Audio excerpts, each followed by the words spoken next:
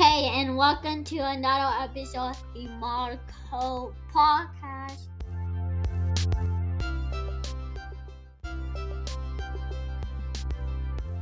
A show dedicated to the realness of organization and entrepreneurship. This space was created for every woman who needs motivation or inspiration to get organized and to keep going after her dream. I'm your host, Angel J. Sit back and prepare for valuable tips, resources, laugh, and much more. If this is your first time here, welcome and thanks for joining. If you've been hanging around for a while, welcome back, and I hope you brought a friend. Hello, everyone, and welcome to another episode. Today, I am talking with Veerle Beelen. Veerle is a certified travel coach and life coach. After a successful career as an immigration lawyer, she transitioned to coaching, healing, and meditation. Veerle supports her clients on their inner and outer journey so that they can create their ideal lifestyle, find belonging, connection, and purpose, and use travel as a tool for personal and professional growth. Everyone, let's welcome Veerle. Hi, Veerle. How are you? Hi, I'm good. Thank you. Happy to be here. Oh, I'm happy to have you here. Is there anything else you would like to share?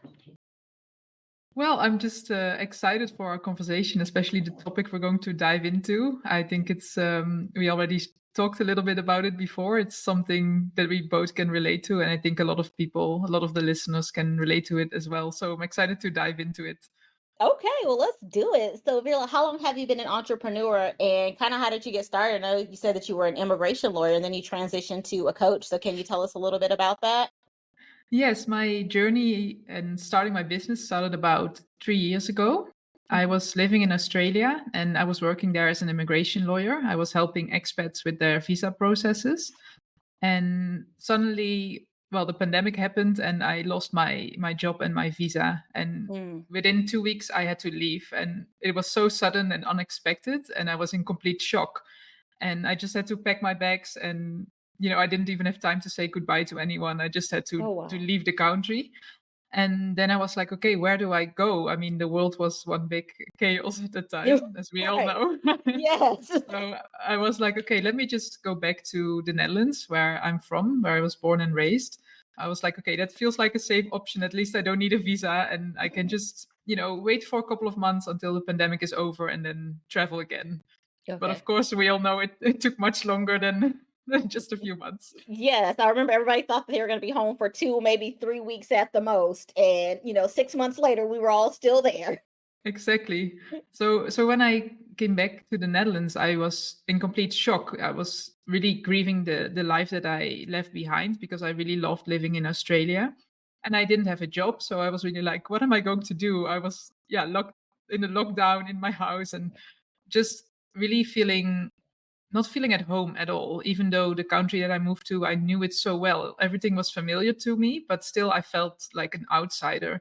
And I was really going into this inner journey, asking myself, like, okay, how can I feel at home here? And how can I adjust? And what do I actually want in my life? What do I want as a next step?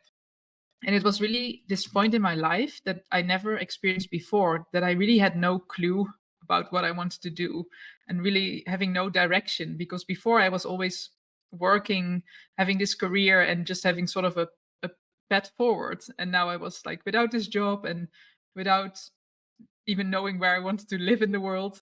So that's when I really started to like dive into my personal growth and really asking myself those questions like, what do I want in my life? And do I still want to work in the same type of job? Do I want something else?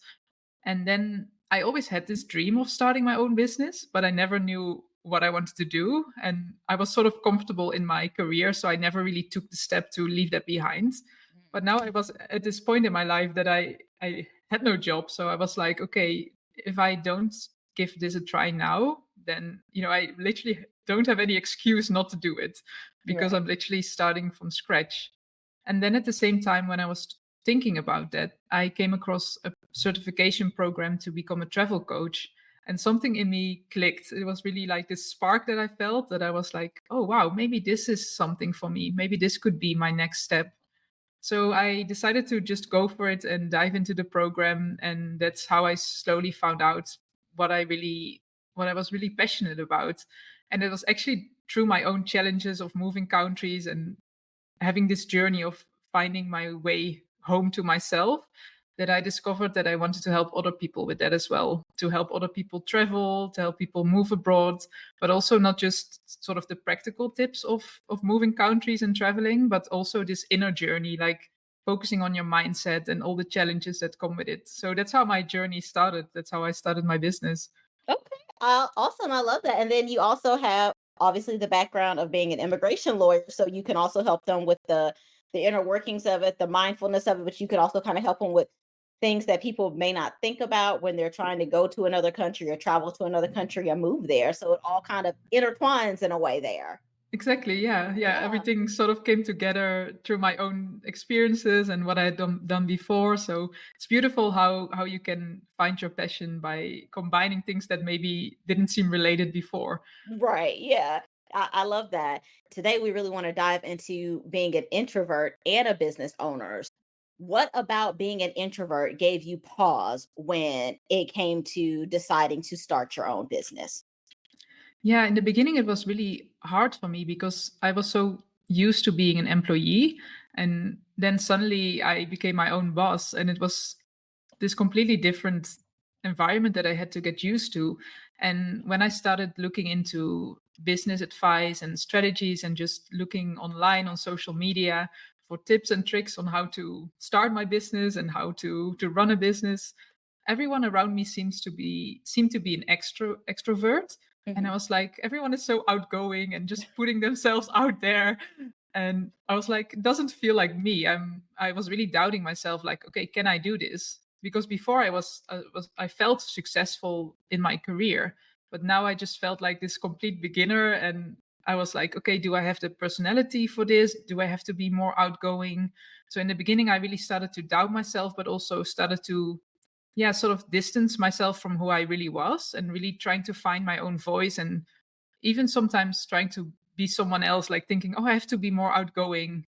And that, of course, didn't work, because eventually it's really about staying true to yourself and being the most authentic version that you can be. And being an introvert, not there's nothing wrong with that. But in the beginning, I really thought, like, okay, maybe this is not for me. Maybe I have to be more outgoing and network and pitch myself everywhere. And how do I do that? It really felt like a big challenge. So in the beginning, it was very hard, until I actually realized that there's also a strength in being an introvert, and it's not a weakness. But sometimes it feels like that because it's something you don't often see around you, or people don't talk about it. So Mhm. that's why I think it's also great that we talk about it together now, that really people realize, like, okay, it's not a weakness, and it's definitely not a thing that you cannot become an entrepreneur if you are an introvert.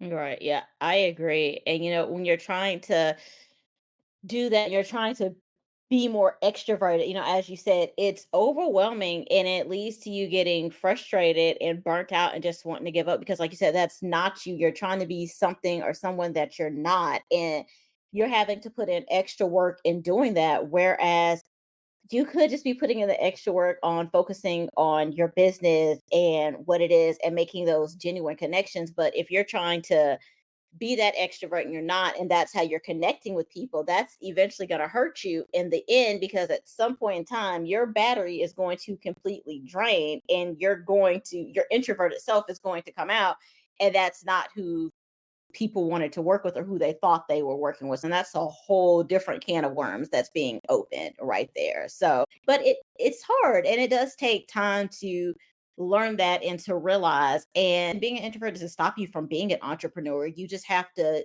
do it in your own way and in ways that make you feel comfortable and that work for you. Yeah, I couldn't agree more. And it is a journey to figure out what works for you. And especially if you see all this business of advice around you that doesn't match with how you want to run your business, it's even more important to really tune into yourself and ask yourself, like, okay, how can I do this so that I don't feel depleted or overwhelmed, and that I don't burn myself out, but that I can really run my business from a place of empowerment and look at my own strengths, and Hmm. really using those strengths in my favor, and don't doubt myself about it. And like you said, that's actually how you attract your ideal clients who resonate with you. And I think it's so cool that when I also realized that many of my clients were actually also introverts. So I wouldn't sort of promote it. I wouldn't mention it anywhere. But people are attracted to your energy. And Yes. when I put myself out there now, I'm more of a like a calm person. I'm not like super, outgoing. Right. And people who are attracted to that, they come to me, and then in a coaching session, for example, they would tell me like, oh yeah, I'm an introvert. And I was like, yeah, that's so cool, me too. But it's like something you don't talk about, but then you realize you have more in common than you think. And I think Yes. that's also really cool about it. Just by being yourself and using those things as your strengths, that's how you attract the right people to your business as well. A lot of people think of being an introvert as a sign of weakness. How do you take being an introvert and turn it into a sign of and turn it into strength instead of weakness? Yeah, I feel as a coach, I could really use it as a strength, because when I have a coaching session with someone, it really actually helps to be more like reflective and to listen to someone and really take the time. And that, like, this one connection is really something that I'm good at. And that's also usually part of being an introvert, that you don't really usually act well in big groups, but you're better with, like, smaller groups or one-on-one conversations. And I realized that in my coaching, that I was like, okay, actually these strong connections that I built with my clients, that's what is really one of my strengths. And having this calmness also gives someone a place of safety, and that they feel like they can open up, and that I'm there to listen to them, and that I can also reflect, not just in my coaching sessions, but also in my business. In the beginning, I felt like, oh, I have to make quick decisions and I have to make all those choices all the time, until I really started to focus on my strengths and think like, okay, no, I can take the time to make my own decisions, do it at my own pace, and be more introspective, and think about what is really important for me. So really shifting my mindset on those type of topics, and realizing, okay, this is how I can actually be the best in what I do, and also how I put myself out there, that really made a shift. So it's really Yeah. looking at how can you use those skills that you have in your own authentic way, and put yourself out there in the best way possible. And it doesn't mean that you have to, scream around and be someone you're not, but just Right. you can put yourself out there in a way that's really, yeah, that's really you. And I think that's Right. how people connect with you. Yeah. Yeah, that's comfortable to you. And, just like with anything, there's different levels to it. All introverts aren't the same. So, what may like cause burnout for one person may not cause burnout or overwhelm for another person. Like you just mentioned with like groups and stuff, doing better with one on one. Like I do better with one-on-one. I've done like in-person networking groups, and then I was like, okay, this is a lot. And then I've tried like virtual networking groups, and I've realized that even with virtual networking groups, even if it's just 4 or 5 people, sometimes I feel like that's too much, because everyone's trying to talk at the same time. Everyone's, you can't really get a word in edgewise. And I'm usually just kind of sitting there like, okay, I don't want to leave out of the meeting, but it's like I'm here and it's just like, oh, okay.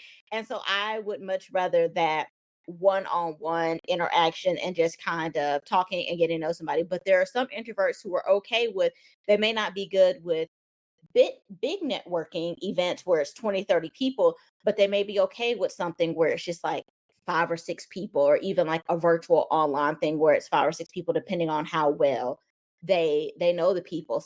I think it also depends on, who you're talking to, or who you're chatting with, and how well you know them. Because if it's somebody that I kind of know and I feel comfortable with, I don't mind if it's 3 or 4 people in there and we're all kind of chatting and talking. But when it's just, I'm trying to get on a networking call to like meet new people or something like that, and it's just like, why am I here? What am I doing here? I don't know what to say. What am I supposed to jump in? And I don't know about you, but like with my brain, somebody will be talking about something. I'm like, oh, okay, I can contribute to this. And then I'm ready to jump into it. And they moved on to the next thing. And I'm like, now I have to try to catch up and figure out what to talk about for this subject. So I feel like I'm always behind sometimes in networking groups. Yeah, I can totally relate to that, because I also, it's not that I'm only having one-on-one conversations. Sometimes you end up in those networking groups, what you mentioned as well. And yeah, I'm always the person especially in the beginning, to just look around and listen to everyone, and then it's like, okay, now it's my turn to say something, but I Right. wouldn't be the person, like the first person to speak. But in the beginning, that would also make me feel uncomfortable, because I was like, oh, this is a weakness. Why am I not just showing up more and speaking? But then I realized, well, it's also not a bad thing to listen first, because when you listen, you also hear new things and you learn. And then you Right. can always share based on what other people have said as well. And then you can just add your own value. So I tried to shift my mindset around that as well, instead of sort of beating myself up like, oh, you're not talking again and you're waiting until the last moment. And Right. instead of that, like saying to myself, like, no, you're listening, you're learning from other people. That's fine too. And your moment will come. And then, you grab your moment when it's there. Is there? And Yeah. really like empowering yourself like that, because it's so easy to, yeah, to be so critical of yourself and see it as a weakness. Instead, you can just shift that around and say like, no, it's not a weakness, it's actually a good thing. And Right. Yeah. what you said as well, like, it's not that all groups drain my energy. It really also depends on the people you spend time with. I also have some groups, there's, yeah, smaller groups, but I actually feel energized when I spend time with them. Mhm. And yeah, it's not that all groups of people drain your energy. It really, of course, depends on the person as well, but also the people you surround yourself with.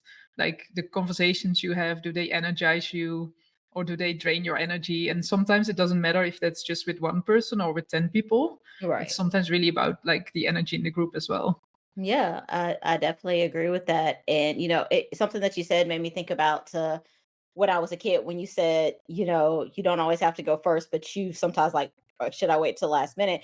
And before I even knew what an introvert was or the term or anything like that, I always, whenever, like, I have no problem with public speaking or anything like that, but whenever you're in class in school and they're like, okay, we're going to go around and we're going to share or we're going to do something like that, I never wanted to be first, but I never wanted to be last either. So I would always try to position myself so that I could be between like the third and fifth person that went. I was like, okay, give one or two people a chance to go, and then you can kind of jump in there after that. But it's like, I don't want to be dead last, because I don't want somebody to take what I'm already thinking about in my head, but I need that little bit of time to figure out what it is that I'm going to say here. So I can definitely resonate with that. And then I also, as well as what you just said, not all groups drain you. And that's something else that people don't understand. Like, just because group A drains me, that doesn't mean that group B drains me, because group B may be talking about something that I'm really interested in or that I feel passionate about,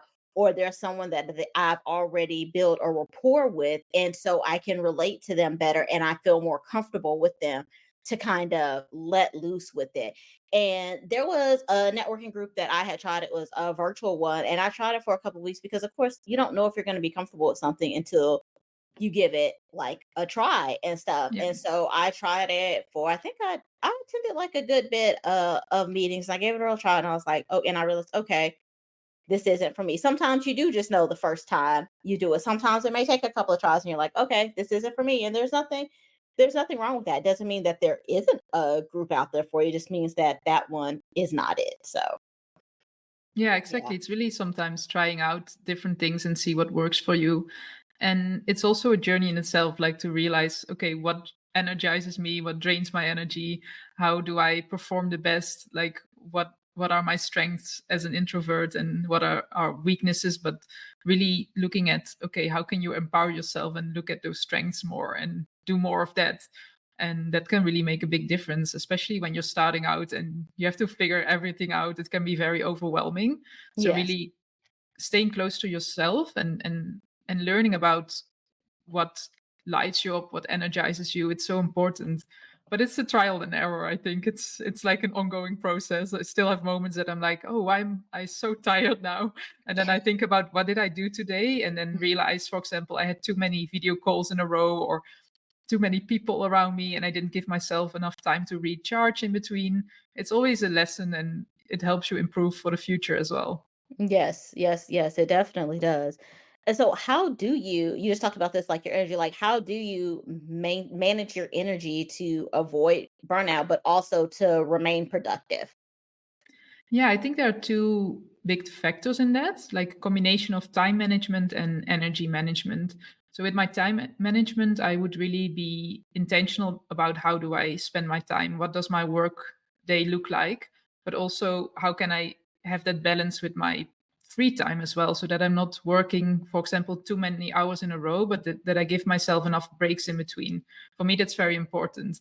But also that I start my day with some me time, for example, with a meditation or some journaling in the morning before I dive into work, so that I really have like those moments to energize myself, but not just in the morning or in the evening, but also in between, that I schedule some breaks in between to just go out for a walk or have a little break, so that I'm not just sitting behind my desk all the time.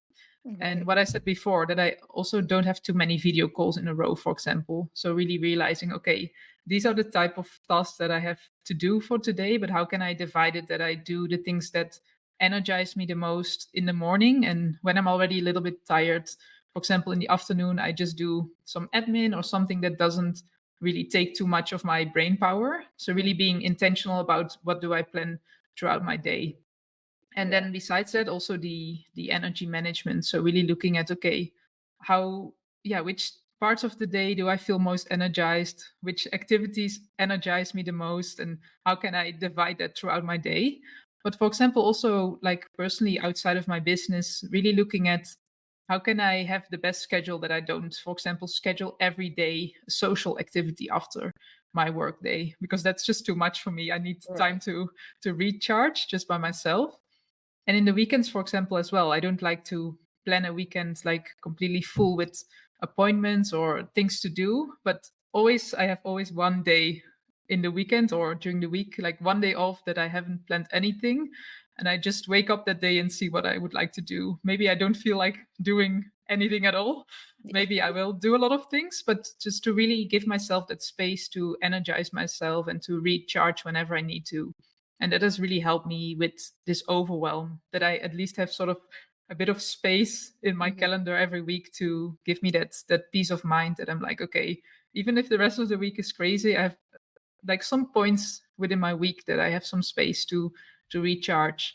And that has been yeah, that has made a big difference for me, because in the beginning I wouldn't allow myself to take those moments. I was like, okay, there's so much to do, I have to make this work, and just work all the time. But as we said before as well, then you just end up in burnout, and it takes even much longer to get where you want to go. So taking your time and taking the rest you need in between, it has really made a big difference for me. That yes, definitely. And that's just something that I wish that extroverts would understand, is that we need time to recharge. Like, please Yes. just give us time to recharge sometimes. Like, and sometimes I'll just tell my husband, I'm like, I just really like need to recharge. I just need a minute or a day or something like that. Like usually on Sundays, after church, I'll end up taking a nap. Sometimes we'll go out to breakfast, or sometimes we'll just come home and we'll cook breakfast or something like that. And then usually after that, I am laying in the bed taking a nap for like 2 to 3 hours. And that's just my time. Like everybody's like, okay, mommy's taking her nap. We're gonna leave her alone right now. And I'm like, yes, I just need my time to recharge. Or even sometimes like on the weekend, my husband's like, oh, you want to go this place? You want to do this? And I'm like, I don't want to go anywhere. He's like, don't you just want to get out the house? No, I don't. I honestly do not want to get out the house. I want to sit here on the couch with my blanket and my overstuffed elephant. And I just want to binge watch TV. Like, if you want to take the kids somewhere and y'all want to go do something, that is perfectly fine by me. But I don't want to participate in the activities. Like, no, thank you. And so, and even with like my mom, him and my mom too, because they're both like very big extroverts. And I'm like, y'all, please just give me a minute to regroup and to figure out my life and figure out if I'm coming or going right now. So, recharging is definitely a big thing. And then just carving out that time. And you do sometimes have to carve out that time to recharge. Because I also know, like with me, if I'm working on something and I'm really like into it, I'll just keep going and going and going. And then I'll look up and I'm like, well, when did I take a break from this? And I have it. And I'm like, oh, well, that's probably why I'm so tired, or why I'm feeling just kind of blah at the moment, because I haven't taken my time to recharge, because I'm just in this and I'm so passionate about it and I want to get it done.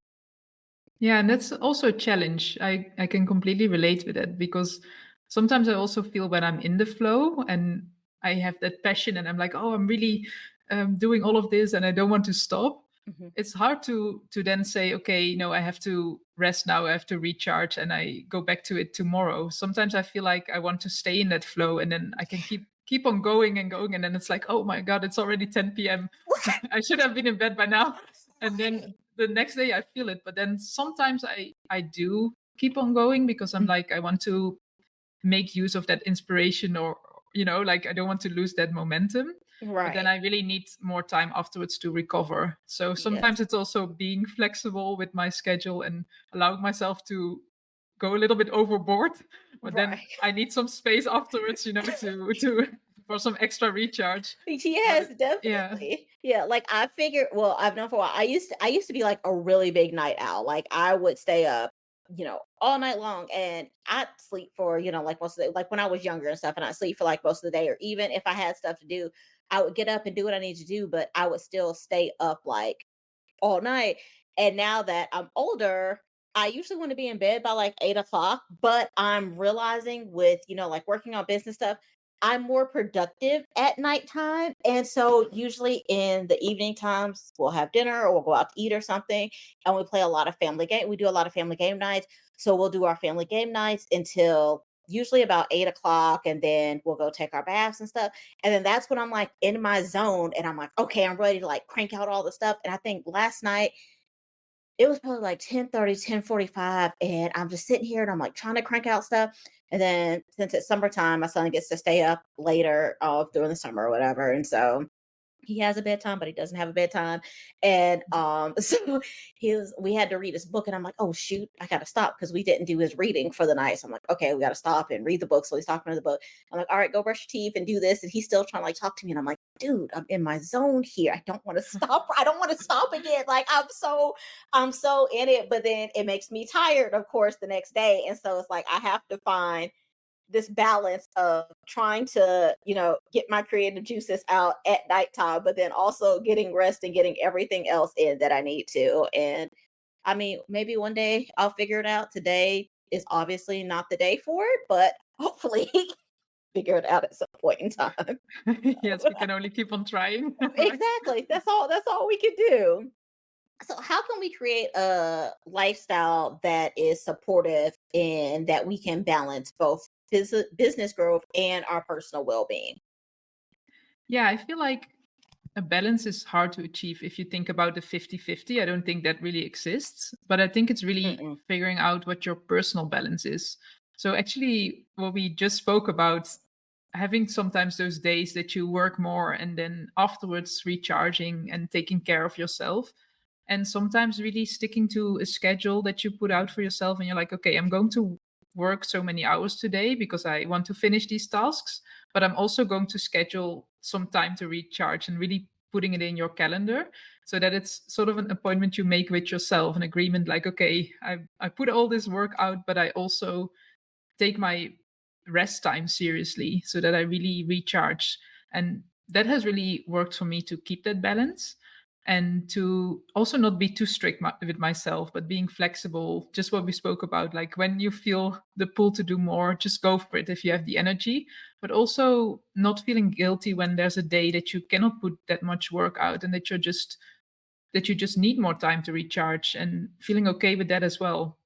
And that has been the challenge for me, to really have like a day that I don't feel like doing anything, and being okay with that, because especially when you are focusing on your business growth, it's so easy to just keep on going. And even in the evenings and in the weekends, there's always something to do, like 24/7 you could be working on your business. So Yeah. if you don't give yourself that time to take care of your personal well-being, it just keeps on going, and eventually that slows down your business growth because you will feel depleted or burned out, and then you don't have the energy to do anything anymore. So really taking time in between to focus on your personal well-being, eventually it accelerates your business growth. At least that's how I have experienced it. To really, by focusing on my personal growth and my well-being, to putting that sort of as a priority. And for example, making sure that I have enough sleep every day, it really helped me with my productivity and eventually my business growth. Because if I'm exhausted every day and just working and working, eventually it doesn't work at all. And Mhm. I'm just tired and I don't feel like it anymore and I don't have inspiration anymore. And you get into this negative loop. And at a certain point, you don't even want to work on your business anymore. You just want to give up. So Yes. really finding the joy in like every day basically, and having those moments to recharge, it's so important. And I think that's how you can keep your balance in the long run, to just really finding those spaces to do fun things as well, not just resting and recharging, but just having fun, right? And Right.